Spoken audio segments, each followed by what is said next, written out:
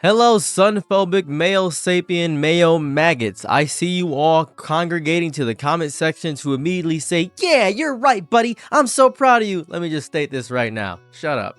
As a matter of fact, anybody, just don't even comment anything. Period. In any capacity, without watching at least 6 minutes. I'm just asking for 6 minutes of your time. That's it. That's all I want.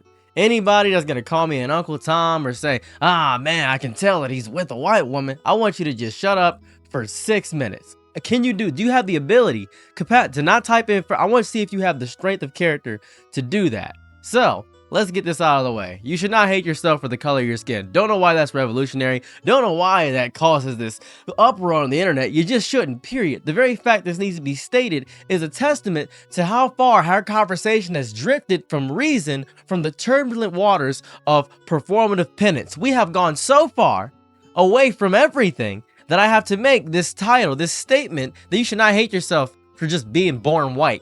We are witnessing a dangerous conflation, a fusion of the acknowledgement of historical systems with the assignment of personal inherited sin. That's not justice.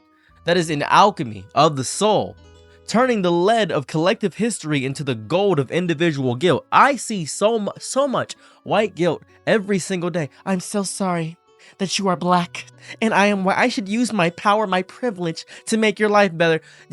This forges a chain that binds everyone it touches when you feel guilty about the fact that you're white. And this is not about denying history. Obviously, America was founded by not the best people. It was founded by slave owners and people that felt like they had a birthright to this land, that caused a trail of tears, that did horrible, evil, disgusting things, that stole inventions from black people and women. The reason Mary Shelley's Frankenstein is now called Mary Shelley's Frankenstein, the modern Prometheus, is because of the work that it took to finally get it done. This is crazy. To do that, to deny history will be an act of profound and intellectual and moral cowardice. Deeply, it would suck ass if you want to be crass about it. The architecture of the modern world was, in many ways, engineered by white European empires. That's history. I cannot deny that. Its foundations are undeniably mixed with the mortar of conquest, extraction, and a brutally systemized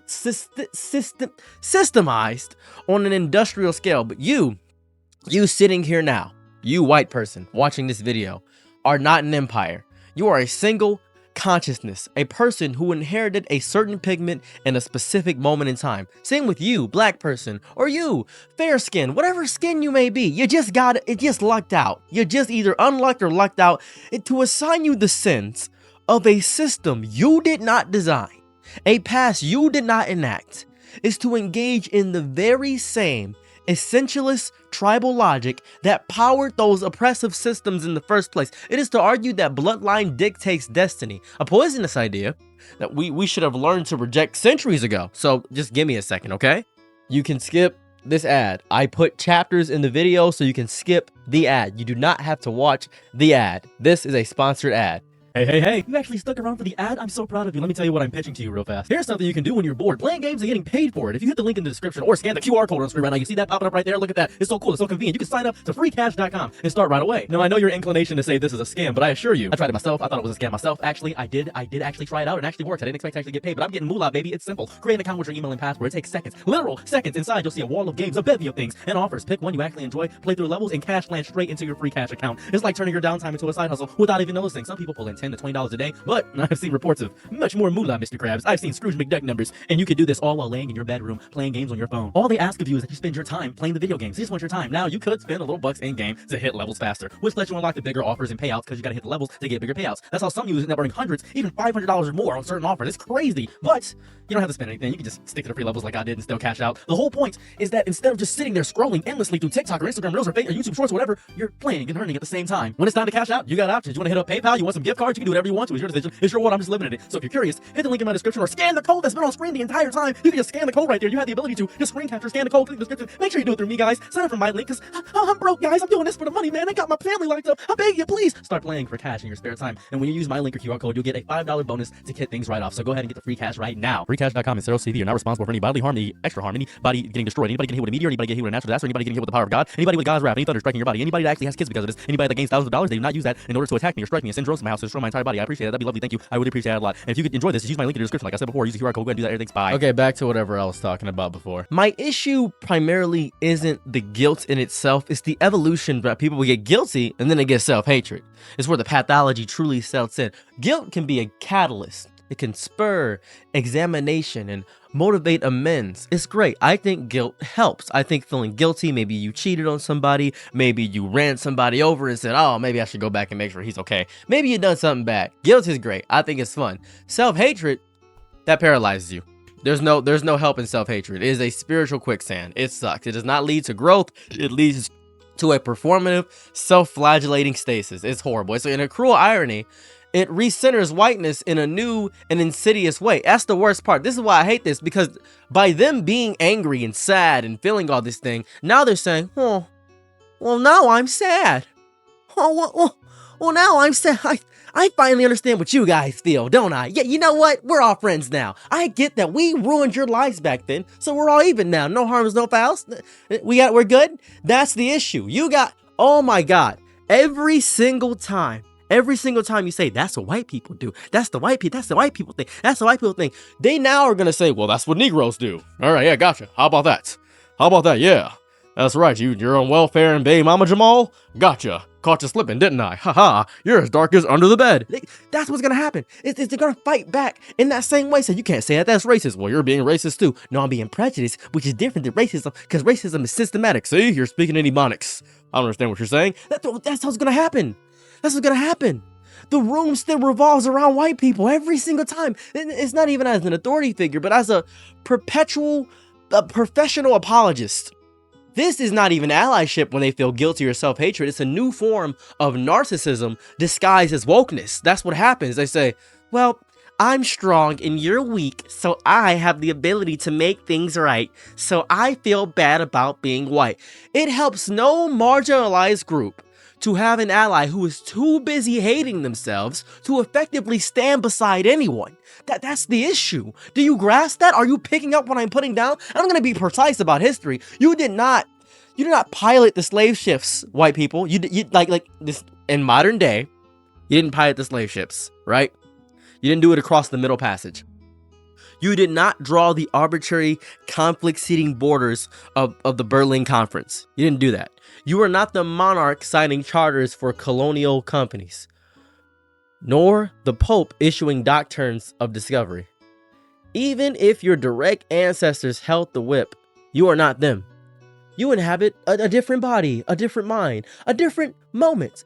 The concept of guilt by bloodline is a pre-Enlightenment superstition. Are you aware of that? It is a relic of feudal thinking that has no place in a world starving for moral clarity. That is not how you have conversation. You are stupid if you think that. Your task is not to wear history like a hair shirt you were forced into at birth. Your task is to raise awareness, a clear-eyed, unflinching understanding of how that history shapes the present. That's it. That's it.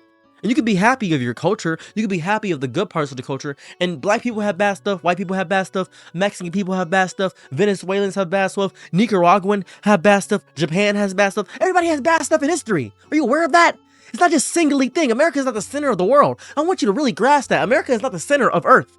The simplistic narrative of oppressor and oppressed, the very system of white supremacy, was a pyramid scheme that devastated the vast majority of white people as well. This is not a claim of equivalence, by the way. The violence enacted upon black and brown bodies was and is categorically different and more severe. But it is a necessary complication. The feudal serf tied to the land, the Irish tenant farmer starved during the potato famine, the Welsh miner coughing his lungs out in the dark, the countless poor white soldiers sent to die in wars for elite's interests. They were not kings.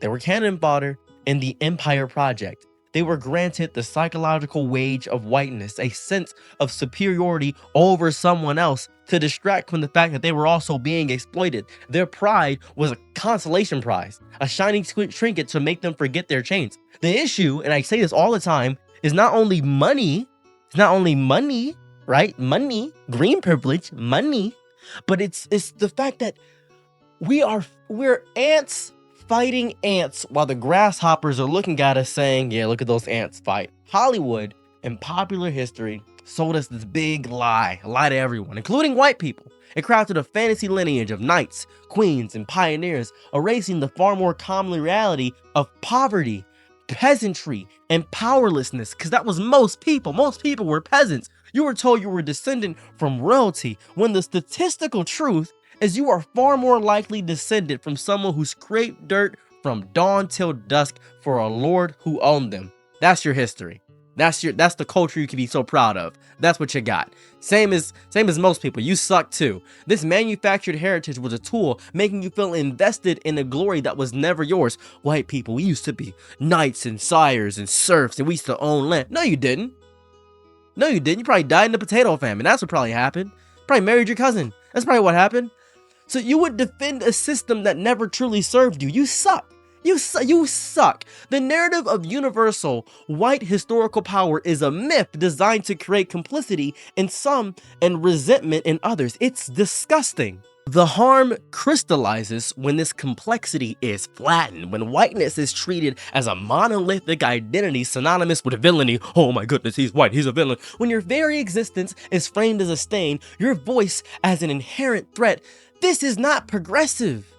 It is prejudice in a new bottle. It is creating a generation of people psychologically hamstrung, so terrified of saying the wrong thing that they say nothing at all, which is, in the end, just another way of upholding the status quo. Paralyzed guilt is not a virtue. It is the absence of courage. It sucks. It sucks so much. So no, do not hate yourself for being white. Hate the system that taught you whiteness was a crown. Hate the history books that lied to you, that inflated your story while erasing others, you peasant, just like me. I was a peasant too. I wasn't some royalty, some high dynasty. I wasn't a witch back in the day. Oh, I was the witch you were born. No, you dummy. You were a peasant. That's what you were. Hate the manipulation that tells you feel that you feel either unearned pride or unearned shame. There is nothing noble in this paralysis. The goal is not self-annihilation. The goal is honest self-inventory, to see whiteness not as your core identity, but as one thread in the vast tapestry of your being, a single thread tangled in a history you must understand, but not one that defines your entire moral worth.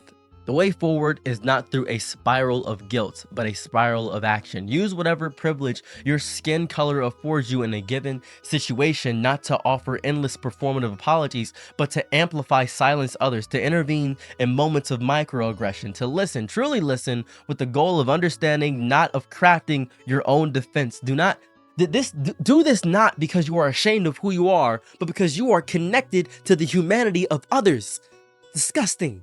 This is a soil where real solidarity grows. You are allowed to be white and be compassionate. You are allowed to be white and fight for justice. You are allowed to be white and belong to the solution. What defines you is not your ancestry, but your choices right now in this breath. The world does not need your silence wrought from self-loathing. It needs your voice grounded in clarity and your hands ready to work. So don't hate yourself. Understand, grow up, show up. This is how you help. That is the only way anyone ever heals. Now you may comment whatever you want to say about insulting me, but I got a whole rest of this video to talk directly to you people who are going to comment about me right now. I'm going to stumble over my words a lot because I don't script these videos, so I'm just going to ramble and get ready for this. I understand the fire. I have felt its heat in my own blood. I know the seductive righteous roar that fills your chest when you decide you will not be victimized anymore. I get it. I am beyond a survivor. Beyond a survivor of so many things that have happened to me, so many assaults. I am a survivor of leukemia. I'm a survivor of homelessness. I'm a survivor of so much garbage. I know how good it feels to pick up a stone after a lifetime of being stoned. When you have been silenced, the act of screaming feels like a sacrament. It's great. When you have been erased, drawing a line in the sand and daring someone to cross it feels like you're building a monument to your own existence. Tribalism isn't just an instinct, it's a shelter. It's a wound that forms its own scabs and calls it armor. And when history is a grave for your people dug with the hands of their oppressors, of course it feels like justice. It feels like justice to become the Undertaker yourself. So I am not here to lecture you on peace. I am not here to hand you a candle and ask you to sing hymns while the world kicks your teeth in. I refuse to do that. That is not what I'm doing. This is not a plea for you to turn the other cheek. That you can ask Jesus about that. Don't ask me about that. Try Jesus, but not me, because I'll throw hands. I am not asking you to lay down your sword. I'm telling you that you were using it to chop down the very ground you stand on. You are burning down the village to roast a single pig, and you call it a feast, not realizing you will starve tomorrow in the smoldering ruins. Yes, it feels transcendent to throw that stone, to be the shouter instead of the silence, to feel the primal satisfaction of watching your enemy flinch. But that feeling is a chemical trick. It is a dopamine flare in the dark, and when it fades, you are left in a deeper night. What have you built? You have not changed a single mind. You have not dismantled a single system. You have only confirmed their deepest biases, given them a fresh reason to hate you, and ensured the dialogue is now a duel to the death. This is not progress. This is a tantrum with a manifesto. You are not breaking the cycle. You are its most loyal servant, pedaling faster and faster on a stationary bike of rage, thinking you're traveling somewhere. That's what you're doing. You don't cure a poison well by drinking from it more deeply. The ancestors you rage against, the colonizers, the slavers, the architects of genocide, they hated with the same fervor, the same hate that's in your heart, they had it as well. Their hatred was tribal, their fear was absolute. Their walls were built from the same bricks of dehumanization you are now hurling back at them. You are not dismantling their blueprint, you are tracing it back with your own blood. You are building the same house of horrors, just demanding a different ruin. You are proving their point that might makes right, that power is the only truth, by simply trying to seize that power for yourselves. We have mistaken the heat of the blaze for the light of dawn. We think because our anger is bright, it must be illuminating a path forward, but fire only consumes, it does not build. It only destroys, it does not plant. We are so focused on burning the old forest that we forget we will need its wood for shelter and its shade for rest. We are so determined to salt the earth of our enemies that we are nourishing nothing that will ever grow for our children. This is not strategy. We are making a pact of self-destruction, and we think that it is revolution. This is the most depressing thing that I have ever witnessed in the totality of human existence. The cruelest trick this anger plays is making you believe that complexity is complicity. It convinces you that to understand the history of your enemy is to forgive them, that to seek a path beyond mutual annihilation is a betrayal of your cause. So you stop listening, you stop thinking, you become a weapon, and a weapon has no need for nuance, for mercy, for the fragile, tedious work of building something that lasts longer than a rally cry. You become the very absolute unthinking force that was used to crush you. We will never, ever climb out of this pit if we keep using hatred as a shovel. I am not telling you to forget. Forgetting is a luxury for the privileged. I'm telling you that hatred is not a precision tool. It is a contagion. It is a chainsaw in a world that needs a scalpel. And right now, we're amputating the limb to treat a splinter, celebrating the surgery while we bleed out on the table. You keep saying they gave us no shade, and you are right. So you set the forest on fire, and now no one gets shade. Not them, not you, not the innocent child who knew nothing of this war. This is not justice. That is spite on a cosmic scale. It is the logic of a bomber of him himself that rushes to a building and boom, explodes. It's not a nation builder. You have packaged your own self-destruction in the wrapping paper of righteousness and called it a gift to the future. You are weak. The goal is not to be better than your enemy at the art of destruction. The goal is to be better than them at the art of creation. If all we do is flip the coin of power, if the oppressed simply become the new oppressors, then we have not changed the game. We have just reset the scoreboard. We are trapped in a rerun of the same bloody episode with a new cast, but the same tragic ending. That is not revolution. That is a revenge fantasy. It always ends with the same pile of bodies. You don't have to love them. You don't have to break bread with them. But if your entire sense of purpose, your entire political identity is dependent on having an enemy to hate, then you are not free. You are in a symbiotic dance with your oppressor. Your ideology is just war paint on unhealed skin. And that skin never truly heals. It just forms thicker, tougher scars. The person you were is completely encased, and all that's left is a monument to your own pain. It is not weakness to want something more than revenge. It is not that.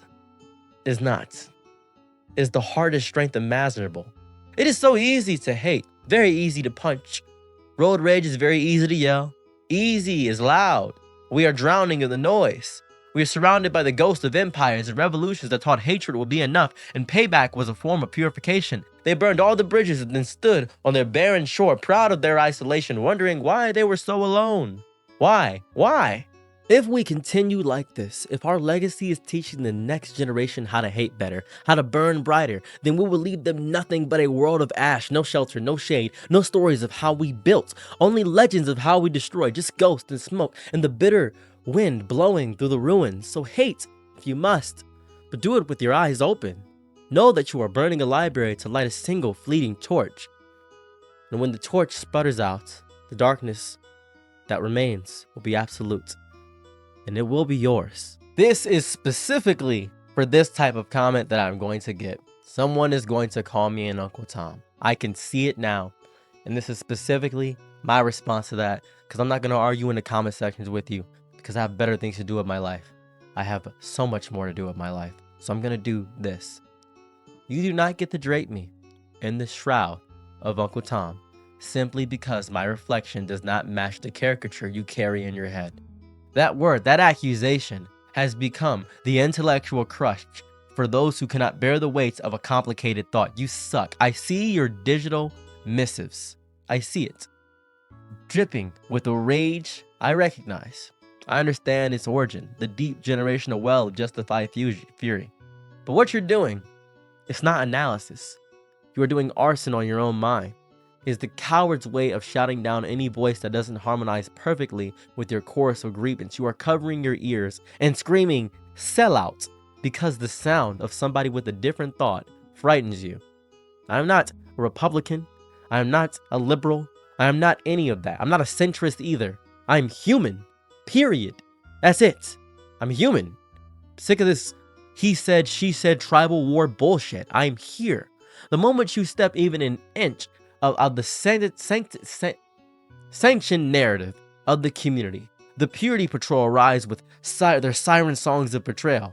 I bet you're one of the good ones, huh? You're just performing for the white gaze. You invoke slave mentality with the same careless ease as a hashtag, slapping it on anyone who dares suggest that burning every bridge might be the most strategic path to the promised land. It is such profound and tragic irony. The very community that cries out for the freedom to think independently will turn and devour its own for practicing that very independence. You call me a slave. Look in the mirror. You're the one demanding obedience. You are the one who cannot tolerate a thought that hasn't been pre-approved by your committee of your rage. Same thing that destroyed all the white guys. Sorry, I apologize. All the black guys that were called Oreo. Why were they called Oreo? Running through the hall like Naruto, watching Dragon Ball Z, speaking proper. It's a white guy dressed up in black skin. He's an Oreo. He's black on the outside, but white on the inside. The very same mentality that has destroyed so many people that are so afraid to express themselves with any different thought because they don't fit the criteria of watching Tyler Perry movies and BET. You, my friend, are the one that is lost, and it hurts to witness. What you are truly saying when you strip away the performative outrage is this: you make me uncomfortable. And you are correct, I do. I make you uncomfortable because I refuse to surrender my God-given capacity to question them. And yes, to question you. I believe that anger, no matter how righteous, is not a substitute for a strategy. I believe that screaming is not a synonym for being correct. That does not make me a servant. It makes me sentient. It makes me a strategist in a war you seem to think can only be won with sheer decibels, with volume.